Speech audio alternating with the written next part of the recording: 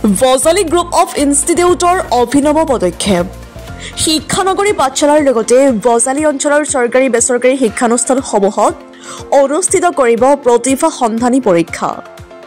আজিৰে পৰা আৰম্ভ কৰিছে বজালী উচ্চতৰ মাধ্যমিক বিদ্যালয়ৰ প্ৰতিভা সন্ধানী পৰীক্ষা। বজালী অঞ্চলৰ বিভিন্ন ঠাইৰ শিক্ষানুষ্ঠানসমূহত অনুষ্ঠিত কৰিব এই প্ৰতিভা সন্ধানী পৰীক্ষা।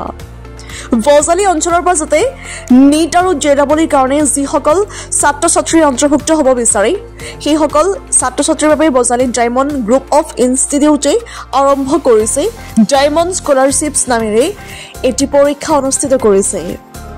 প্ৰায় এমাহ পৰ্যন্ত বিভিন্ন বিদ্যালয়লৈ গৈ ডায়মণ্ড গ্ৰুপ অফ ইনষ্টিটিউটে এই পৰীক্ষা পাতিব বুলি জানিবলৈ দিয়ে। নিউজ টেক্স ডিজিটেল আসাম লাইভ। আমি ক'বলৈ বিচাৰিছোঁ যে ডায়মণ্ড গ্ৰুপ অফ ইনষ্টিটিউশ্যন ফালৰ পৰা এতিয়া এটা স্কলাৰশ্বিপ টেষ্ট এটা আমি আৰম্ভ কৰিছোঁ। যিসকল বজালী ডিষ্ট্ৰিক্টৰ মেধাৱী ছাত্ৰ ছাত্ৰী আছে আমি সেইসকলক তাৰ মাজেৰে আমি চিনাক্ত কৰিব বিচাৰিছোঁ এই টেষ্টেৰে। আৰু আমি ইয়াৰ প্ৰাইজ মানিও ৰাখিছোঁ 15,000, 10,000 এনেকৈ আৰু বেলেগ 3টা কেটেগৰীত 5,000কৈ, যাতে সিহঁতি এটা উৎসাহ পায় ল'ৰা ছোৱালীখিনিয়ে। আৰু সেই পৰীক্ষাটো আজিৰ পৰা ষ্টাৰ্ট হৈছে আৰু বিভিন্ন ইয়াত যিখিনি স্কুল আছে প্ৰাইভেট স্কুল গভৰ্ণমেণ্ট স্কুল চবৰে মেধাৱী ছাত্ৰ ছাত্ৰীখিনি চিনাক্ত কৰিব গ'লে এই পৰীক্ষাটো আমি পাতিবলৈ আজিৰ পৰা আৰম্ভ কৰিছোঁ। প্ৰতিভাৰ সন্ধান বিচাৰি হয় হয়, সেইটো কাৰণে তাৰ নাম দিছোঁ আমি diamond scholarship talent hunt exam. প্ৰতিখন স্কুলতে আচলতে হ'ব নেকি পৰীক্ষাটো? হয় হয়, যিমান স্কুল আছে গোটেইখিনি স্কুলকে আমি নিমন্ত্ৰণ দিছোঁ। আজি তাৰে 5-6খন স্কুল আহিছে, তেনেকৈ আমি ষ্টেপ বাই ষ্টেপ গোটেইখিনি আমি কভাৰ কৰিম।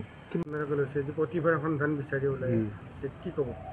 আমি এইবছৰ এইটো আৰম্ভ কৰিলোঁ প্ৰতিভা সন্ধান পৰীক্ষাটো। গোটেই বজালী ডিষ্ট্ৰিক্টত যিমান গভৰ্ণমেণ্ট স্কুল আছে প্ৰাইভেট স্কুল আছে আমি চবৰে ক্লাছ 10 আৰু ক্লাছ 12ৰ যিসকলে নীট আৰু জেডাবলি মানে মেডিকেল আৰু ইঞ্জিনিয়াৰিঙৰ ইচ্ছা আছে যাইসকলৰ, যিবোৰ আমাৰ প্ৰতিভা থকা আমাৰ মেধাৱী ছাত্ৰ বজালী ডিষ্ট্ৰিক্টত, সেই ছাত্ৰখিনিক আমি সুবিধাখিনি ইয়াৰ দ্বাৰাই আমি দিম আৰু যাতে সিহঁতে আৰু গুৱাহাটীমুখী হ'ব নালাগে। প্ৰতিখন স্কুলকে সামৰি লোৱা হ'ব। 1 মাহ ধৰি চলিব আমাৰ মানে পৰীক্ষাটো। বজালী আচলতে শিক্ষানগৰী বা পাঠশালা শিক্ষানগৰী বুলি কোৱা হয়। এই ক্ষেত্ৰত আচলতে বিভিন্ন অঞ্চলৰ যি ছাত্ৰ ছাত্ৰীসকল আছে বা স্কুলসমূহ আছে তেওঁলোকে আচলতে এনেধৰণৰ পৰীক্ষা পতা দেখা নাযায়। ইয়াৰ ব্যতিক্ৰম ডায়মণ্ড গ্ৰুপ অফ ইনষ্টিটিউট, কি ক'ব আচলতে কেনেকৈ মনলৈ আহিছিল? এইটো মই এখন আগতেও বেলেগ এখনত আছিলোঁ বঙাইগাঁৱত, তেতিয়াও মই পাতিছিলোঁ ইয়াত পাঠশালাতে।